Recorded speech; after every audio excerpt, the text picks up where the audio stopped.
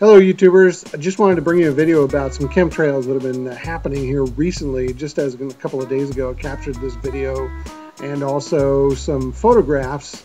It's just really disturbing because it seems like every time we have a clear day they're out there spraying and it just ruins the sky. Not to mention all of the stuff that is associated with those chemtrails.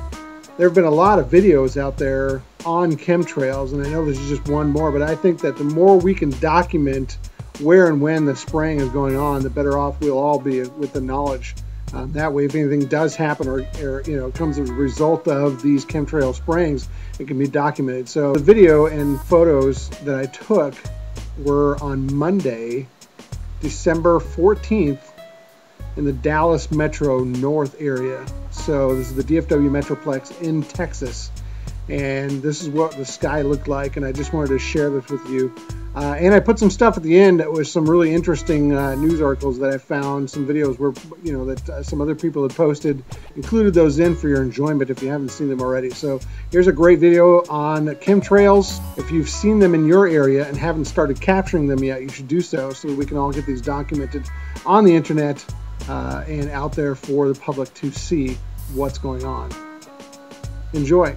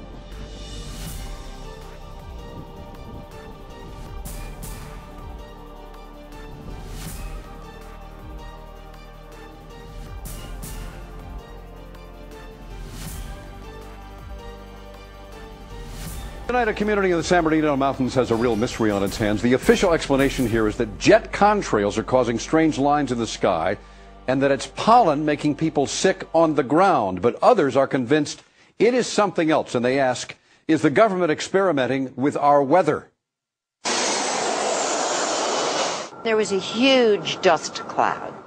Longtime Cedar Glen resident Gretchen Sherman says she has never seen anything like it. How big was it? Oh, it covered the entire Cedar Glen area. A cloud of dust, leaving a sticky yellow slime all over her car. It happened again last February, and calls began pouring into the local Alpenhorn newspaper. And they had a tremendous upsurge of children that were not going to school at that time. Pharmacist Ed Burrows says it is the most mysterious illness he's seen in 22 years on the mountain. A lot of eye infection problems, upper respiratory problems, nosebleeds. The nearby March Air Force Base say it didn't come from them. Others said it was a pollen cloud. The Department of Health found a yellowish tint on a tissue submitted for testing. But, quote, there was no sign of any biological form, such as cedar pollen, and the test was ruled inconclusive. And it wasn't long before things ballooned into a sky-high mystery. The story is not just here in Crestline and the alleged yellow cloud. People say the government is up there in airplanes spraying all kinds of chemicals to change or manipulate the weather, leaving what you see there, and they call that a chemtrail. So what I look at there and I think are contrails, you're telling me are chemtrails? Yes, that a contrail would be dissipated by now. It would? Yes, it would. Chemtrails. On the internet, they are cited as proof of the government creating clouds to combat global warming. In response, the Air Force says that, quote, there is no such thing as a chemtrail. The actual contrails are a safe and natural phenomenon. And that people are seeing more contrails simply because there are more jets forming large clouds, depending on weather conditions, as in this video of alleged chemtrails shot near San Francisco. I think these are contrails. Professor Gregory Benford of UC Irvine works with the Department of Energy on weather research. That's very odd. They could be very large contrails. He says the DOE doesn't know of any jets spraying chemicals to affect the weather. However, he says we will probably see it in the near future. You've got to, in a sense, engineer all these so you get the right kind of clouds for the effects we want.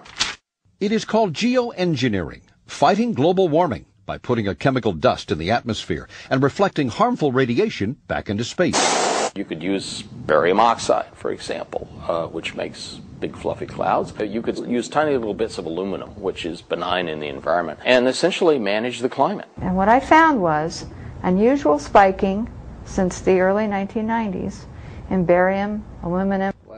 But Rosalind Peterson of California Skywatch says health department records show a sharp increase in both chemicals in the water supply of Northern California, dating from the time the huge contrails first appeared over her home in Mendocino County. What's the significance of the barium and the aluminum?